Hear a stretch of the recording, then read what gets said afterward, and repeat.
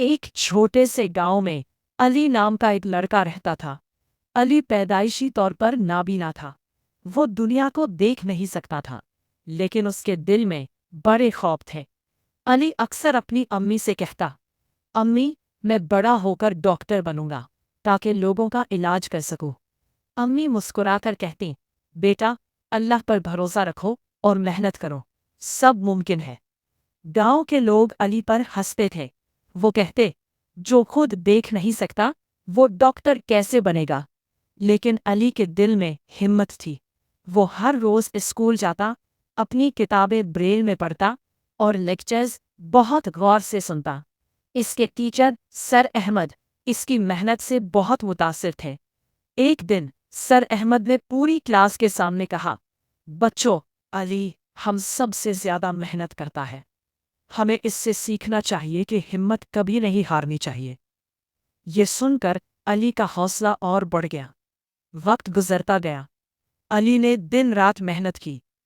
کبھی کبھی اسے مشکل لگتا، کبھی تھکن محسوس ہوتی، لیکن امی کی دعا اور سر احمد کی رہنمائی اسے آگے بڑھاتی رہی۔ ایک دن امتحان کا نتیجہ آیا۔ علی نے پورے ضلع میں پہلی پوزیشن حاصل کی۔ لوگ حیران رہ گئے۔ جو کبھی اس پر ہنستے تھے آج اس کی تعریف کر رہے تھے۔ علی نے میڈیکل کالج میں داخلہ لیا۔ وہاں بھی اس نے اپنی کمزوری کو طاقت بنا لیا۔ وہ ہر بات کو غور سے سنتا، محسوس کرتا اور سمجھتا۔ اس کی یادداشت بہت تیز ہو گئی۔ کئی سال بعد وہی نابینا لڑکا ایک کامیاب ڈاکٹر بن گیا۔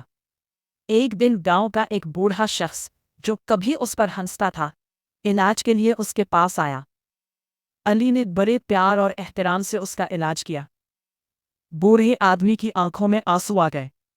بیٹا، ہم غلط تھے۔ تم نے ثابت کر دیا کہ اصل طاقت آنکھوں میں نہیں، ارادوں میں ہوتی ہے۔ علی مسکرایا اور بولا، انسان کی کمی اس کی رکاوٹ نہیں بنتی۔ حوصلہ مضبوط ہو۔ سبق ایک، ہمت اور محنت سے کوئی بھی خواب پورا ہو سکتا ہے۔ دو، لوگوں کی باتوں پر نہیں، اپنے یقین پر بھروسہ کریں۔ تین، کمزوری کو اپنی طاقت بنائیں۔